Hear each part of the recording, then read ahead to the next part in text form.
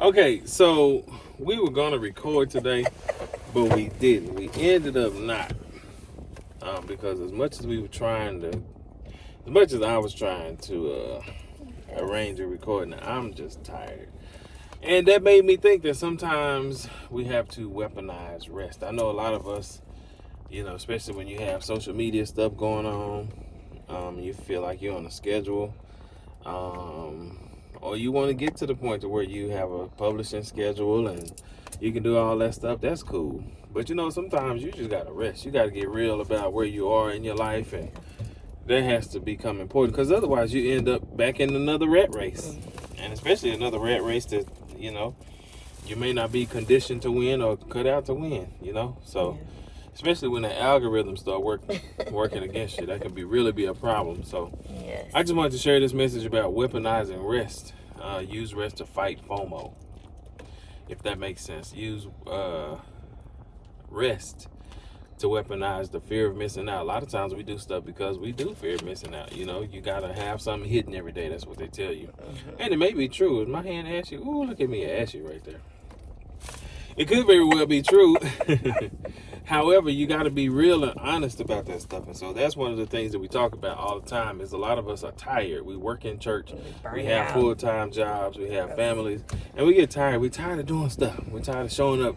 We got the church calendar is, oh my God, it's just full of stuff to do. And we need a break. We already showing up midweek, Sunday, It's like they just finding stuff to do. And we're tired.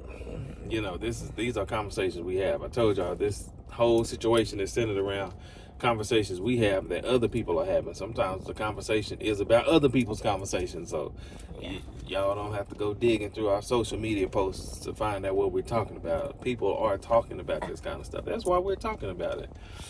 And so a lot of people are tired. The quality of their work is dipping. They're not as sharp as they used to be. Yes. They're certainly not as rested as they used to be. So this is one of those moments where we just said, hey, we'll pick back up when we can, because if we do it now, it won't be as effective as it should be, and we won't be as sharp as we need to be. So I want to share these notes real quick that I wrote when I went into the store. Take time to rest. Take time to reset. And take time to be restored. When you rest, you're helping your body be restored, even on a cellular level. And so a lot of us, our health is impacted by our lack of rest, our lack of inactivity. And I'm one of those people. When I'm inactive, I am inactive, okay? She can tell you. When I'm doing nothing, I'm in first place doing nothing. Because I personally need it, because when I'm running, and I'm going sun up to sundown. You have to, with your free time, some of you watching this may need this note, some of you might not, whatever. Your free time is not the time for you to think up something to do. Some of us can't sit still, and that's what's wrong with us now. We can't sit still. We spent our years running, just running. Yeah, and also in that, but some of us, that's what we've seen. Yeah. Is that, our parents, our grandparents, our family, we are just used to moving, and not really taking the time to say, you know what, I'm not going to do nothing today. Or when we get it, we 50 and we 60. And we've run our life. We have spent the majority of our lives running, and not really taking time for us. We cannot pour from an empty vessel. So we have to take care of us first, and that includes rest. God rested. So why can't we? He rested and everything was good. Yeah, it was good. Some of the things that we want to see happen, you just making busy work for yourself. But also at that point, you may be refilled. I said rest, be restored, relax, all that stuff. But be refilled. You can't pour from an empty cup, like she said, or empty pot. You have to have time where you're not on. I'm sorry, a lot of pastors are not, they don't have that. Especially if you're in a fellowship or you're in an organization, you got meetings, you got they want to see you grow your church. They want to see you grow the churches under you. They certainly want to see you growing the people under you. And so what are you going to do for, hey, man, I'm gonna take a break. Giving you that. There you go. I'm gonna give and I will them come back and recoup. a break. You know? I'm gonna show them Yes. that they need. Jesus did that. You know, It's a lot imperative. of times. Yeah. It's so funny. There's a scripture in the Bible that says, I'm showing my ashy hands again. It says that Jesus went and rested in the Mount of Olives. But when he woke up, there was a crowd waiting on him to do it all over again. They brought him sick people, people who needed him, miracles, all kind of. When he woke up, get up, Jesus, we ready for you to heal. You know, but Jesus showed us. He showed us the practice, the purpose. And even on the boat, he was asleep. He was asleep. That's while right. the storm was going. That's right. He showed us the purpose and the practice. And in Matthew 11 and 28, the permanence of rest. He said, come to me. Permanence. All of you My who God. are weary and heavy laden, and I will give you yes. rest. Now, what that rest is not that you just go to sleep on the job, but you let him do it. And that's why sometimes we run so much, is because we trying to get the solution. You know, we're trying to make the solution in our own power. And I get it. We're in the car because we headed home. We went to a late breakfast, and we were on our way home to record, and we just decided today is not that day. Sorry to those of you who follow what we're doing here. We gonna get to it, all right? Don't. We didn't abandon this season. I know some of y'all watching probably think we just. But I'll just say it's just me. Most of it is me. I'm on it. I'm like, life has been lifing. It ain't life been lifing. Her work, her job, her job. This is how I'm putting it. Thank But you. I don't want them to get the wrong idea. Her job has been taking her long hours. Can I I want to know. There's a. But I was gonna go there. But there's a reason. You gotta let me tell. Okay, but hurry up and get to that. There's a reason. You can't tell me. No. Stay with me. There's a reason I wanted to say that, because I don't want it to seem like, you know, life been lifing and we just been going through. No, she's just been working long hours. And it happens. That's what I was gonna get to. I wasn't gonna say anything that. But you said life been life, and I got but nervous. That's a part of my life. I don't want nobody to get the wrong idea. Work is a big. But no, you've already said it. Okay. So there's no need for me to say anything. Okay, He just took my whole little story. Oh no, I wasn't. I just. You took over. I apologize. I was getting where I was going. It ain't. It's her job, and I didn't want to record without her. So I wanted her to always be a part of this particular show. So life ain't been. You say life been life, but work is a part of my life. I understand. So yes, life has been lifing in that aspect. But you know, people say life be life, and they mean right, bad. But they gotta let me. You gotta give me an opportunity to explain what I'm saying. Has it been bad? No, honey. No. No, because I'm like, if it been bad, then that's something we got to talk about, because that feeds into the rest. Because, you know, maybe you do need rest, and I don't know. What's up? I do. Okay, well. I do. And that's why today I didn't rush doing anything. Mm-hmm. And I'm not. Mm-hmm. So is this different for you? It is very different for me, because I'm used to doing something always. I'm my mom's daughter. Shout out to mama. Okay. Yes, I'm my mom's, and my dad, he can't sit still either, but they're getting it now. Okay. And I'm getting it a little earlier than what they did. I'm cool. Because I understand rest is important. Yeah. You know, I'm like, I'll speak from a woman's perspective. You know, we work full time. We're wives. We're mothers. We work in church in whatever aspect that is, or whatever you do. Maybe you got a side hustle. You got a side business. So you always got something to do for one of those. You know, but it's very important that we take some time to pour back into our empty vessels. And if that means sleeping all day, do that. If that means reading your favorite book in a quiet spot, do that. You know, if that means, let me go get my hands and feet done, just take care of me today. Honey, I'll be back. Yeah. You got to do that. You have to. It's important. It's important, because who gonna take care of you other than you? And you did that by yourself. Those are things you did by yourself. Yeah. I have to pour into me so I can take care of him and our children. So I got to pour into me. We got to pour into us. Sure. And then we got to pour into our children. Yeah. And same here. Yeah. So I absolutely. take care. You know, when you say take care, you know, as I don't mean no, yes. as the as the woman, in the home, the fragrance of the home. You have that that job or duty or whatever, and so we have the same to to pour into each other. We got to stay in that place. So I do it a little. And it's important that we have a discernment for one another, so that we understand, that we are always connected to our Father. Because sometimes I may not say I'm exhausted. I'll just continue to do what I'm supposed to do. But it's important that we're connected to God, so God can say, hey, you need to go take care of her real quick. Or, love on her, give her some extra love. And the same for him. Yeah. It's important. Yeah. I was getting that signal last week.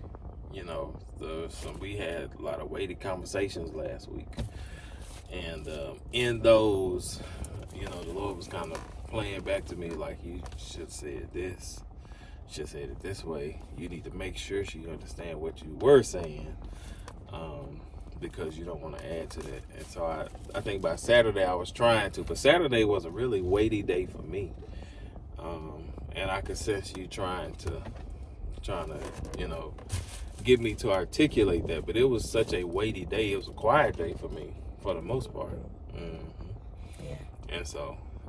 In that rest, we're talking personal, but also in the church, but also in the dynamic of your relationships too. Because, I really couldn't articulate, what I was, because I got up and I was heavy, when I got up. And so I could tell something was like, off. Whew, man, it was such a strong day. But, when you're doing things in the kingdom, you have to be rested enough. You have to be in a place to where you can withstand those attacks. Yeah. Because it's certainly an attack, and as partners, we can't, turn on each other just because you quiet today. Yeah. Just because I'm not getting the reaction out of you that I'm expecting, So we got to give each other grace. When she may need a day and I don't really have a day to give her, or I need a day. And it's like, hey, it's Saturday. You normally on Saturday. You get to it, what you doing? You making breakfast today? What are we doing? What's the plan? So I appreciate that Saturday. I know it was about 3:00 before I was even looking like myself. We had appointments that day. Haircut the boys did. So, it was until about 3:30 that I was even showing flashes, of who I am. So heavy days like that happen. But we gotta, that's part of it too. You just gotta be able to articulate and say, I need some time. You know what I'm saying? Like I got to figure this out. I don't know what's going on.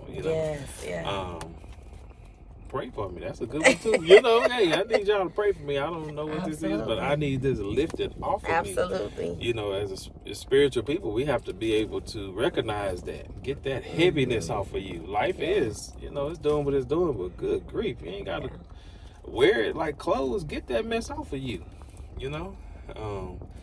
And so, yes, that's our message about rest. We still in the parking lot. I said I was going to just drive off at 5 minutes, but I came out of the store and I wanted to share this message. So, life be lifing. However it be lifing. Yeah. For her, that could be work, personal. That could be church. It could be in any area of your life. Life can life. And I learned something today because I'm thinking, when you say life be lifing, I'm thinking it's something deeper to...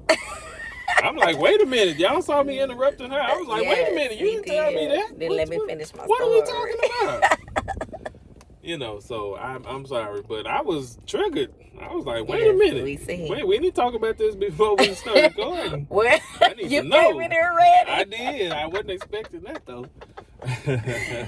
You never know. Life is like a box of chocolates. You right you about never that. know what you're going to get.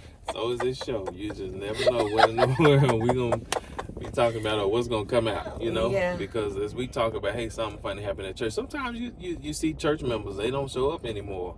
Or they take a month off. They take months off, Or they show up and they're not who they are, who they used to be, who you know them to be. And sometimes, we just, period of rest, that Sabbath, that rest from your labor. Even the earth they were told to give the earth a year off. You know, give the earth a year off, live off of what you have harvested up until that time. You know, so rest. That's what rest. Yeah. Give yourself time to rest. Please do. Give yourself time to be restored. Give yourself time to be refilled. I think sometimes, especially in the Pentecostal church, you talk about being filled with the Holy Ghost. You say, "Oh yeah, I've been filled." Well, have you been refilled? Because some of these folks hollering about they full of the Holy Ghost. They full of something else. Yes, They Lord. full of a spirit, all right, but they need a refill. You know, we need to. Paul talked about that, being refilled. You know, and there's no shame in saying, "Fill me again." You know, I need more. I want more. And as believers, Jesus says, "Blessed are those who hunger and thirst after righteousness, for they shall be filled." Yes. You know, so he's saying, listen, you desire the right thing. We're going to make sure you get it. Yes. And we're going to make sure you feel to overflowing with that. So we're going to overflow with some rest for another few hours. Yeah. Well, yeah, a couple of days, but a few hours today. We got to get our children. They've been spending time with Granny. She requested their presence, and we delivered. Come on. So we definitely wanted to share this message about rest to you. Hopefully you receive it, and receive it in love. We ain't trying to be funny. And that to the mothers, those who want to watch your kids, those you trust, let them watch them. Rest in their ability to take care of them outside of your presence. You know? Yes. They gonna be fine. Don't hand them off to everybody. But those you trust, let them. Mm-hmm. Some people are here just to give us a break. And that was a lesson I know for you that you had to learn. I didn't. And that was a very easy lesson for me. Was it? I thought you had struggled I with didn't that. care. Nope. Oh, okay. I never struggled. It seemed like it to me. Cause I was like, this, they going here, and she was like, why they going there? I'm like, man, quit tripping. This means we get to sleep all night. I thought I remembered that being a struggle for you. That wasn't no struggle for me. Cause with Joshua, your mama kept him every weekend. Why would I struggle with that? I'm trying to think. We remembering. Think about it. Think about it. Okay. Well, yeah. So that's the gist of what we're talking about Yes. today. I wanted to share that with you. Hopefully, y'all are encouraged. Take some time to rest. Take some time to be restored. Yes. Nobody wants to receive from something empty. Ain't nothing for you to give them anyway. Sometimes we see people. The signs of it is rust. There's another R. Rust. You see people. They got the same message. They got the same old, same old. And it's like, need something new. You ain't got nothing new. You haven't heard nothing new from that. You preached that. Every time you get up to preach, you say the same thing. You don't have a new revelation. And that's just for leaders. I told y'all we talking about what people talking about. You'd be surprised what people are saying. That they don't post. That's the thing. They ain't gonna post about it, but they sure talking about it. Mm-hmm. And we have friends from all walks of life, all denominations. Yes. And so, pastors, it's real important. I wanted to say this. I'll just say this here. Some of us have to create systems that will provide rest for us. Pastor, you might be watching. You're a pastor somewhere, wherever. Or you're a leader of some type. Maybe you need to establish a system that's going to provide rest for you. Jethro told Moses, you're going to wear yourself and the people out. Mm-hmm. And so maybe you're a pastor. I don't care what size church you are. Maybe you need an executive pastor. You need somebody under you that the people touch. Yes. They don't have to bring you everything. I know, small churches, you got 50 members or whatever. You love for them to have your number. You still need somebody to work as a buffer. Tell your auxiliary leaders, hey, if you got an issue, start with your auxiliary leader. Have them bring it to me, and then put that burden of leadership on your leaders. Otherwise, why are you leading? That's the thing we run into. We had that conversation too. You're not a minister of music just because you can sing. You're not a minister of music just because you can play an instrument. Absolutely not. Ministry leadership is just that. It's ministry and it's leadership. And so if you got people in positions, then you need to lean on them to lead. Yes. So that's for the pastors. Everybody ain't a pastor watching us. And if you're in leadership, then you need to Lead. be willing to step into ministry leadership. Yes. You know, or get out the way for the one who can. Let me say that one more time. Or get out the way. With authority. For the one who can, because I mean it. You know, I've been tired of seeing that. That's one of the things that conversations you and I have had. Yes. If you're not the leader, get out the way. Let somebody lead who can. You know, and again, sometimes, you know, we talk about music, you know, so what you can sing, so what you can play. Can you lead this group of people? And that's what it comes down to. Do you have their attention? Do you have their respect? Yes. You know, and if until you don't have it, until you have it, you're not leading yet. So, I'm going into some of the shows we got planned, because some of the conversations that we have had and some of the conversations we've been a part of are like that. Yeah. You know, it's heavy. So, I think some of the things that, listen, pastors need that rest, and so you got people who can lead. Let them lead. Turn them loose. Turn them loose. You know, and let them lead. Take that burden off of you. Now you the senior pastor, so everybody reports to you. You know, so that means don't nobody be establishing nothing under you that ain't consistent with the vision of the church. But hey, some of that little petty stuff, that little stuff, let that hit the ceiling of the executive pastor's office and not yours. So you can rest. You can be ready. You can bring something fresh every week. You know, you can dive into the word and you can really feed the people the way they desire to be fed. Because another conversation that we had that we'll get to is sometimes people are in churches where they're not fed spiritually. You know, and they don't know how to say, was that like the plan in Little Shop of Horrors, feed me, Seymour? You know, they don't know how to demand, you know, the depth of the word from their leader. So get some rest. Get some rest. That's our message in this. Now we 20-something minutes in. My God, today. I only thought we would go about 5 minutes. 5 minutes. Look at us. We done did an extra 15. We did. We in here talking. So again, we're gonna get some rest. Yes, we are. And we're gonna take our time. If life is life, and however life is life, and for you, get you some rest. Yeah. You know, pray, be prayerful. Ask the Lord to show you, because He'll show you what to take off your plate. Sometimes we got too much on. Yes, we do. You don't need to be doing all that. Yeah. You know, some of us in leadership, it's time to hand over the keys. You know, you'd be surprised. Time to hand them keys over, man. You know. And also, sometimes in ministry, when you see a need, you want to fulfill that need, but you already got 3,000 other things going. Don't overtax you. Yeah. Like, go to your leader. Hey, I see that there's a need. I'm like, but I don't want to, because I got boom, boom, boom. Yeah. Do we have a plan in place? Yeah. I can at least lend my brain power. Yeah. You know, if not my physical. Yeah. Yeah. Yeah, no, I can at least brainstorm with y'all. Yeah. I can pinpoint that. So, all right. We talked long enough. That was you got any last thing? I don't. Okay. Well, y'all, we out of here. Thank y'all for tuning in to our very impromptu episode. I guess we can leave now. I know people, you know, they don't be wanting to see you driving and talking. She got her seatbelt on. I'm putting mine on. I do. So we going to safety first. Safety first. I'm going to buckle up. Buckle up, buttercup. I'm going to buckle up and get on out of here, right? We'll talk to y'all later. You have been watching A Funny Thing Happened on the Way Home from Church. Now we're going to get on out of here. We'll see y'all next time. Holla back. Oh,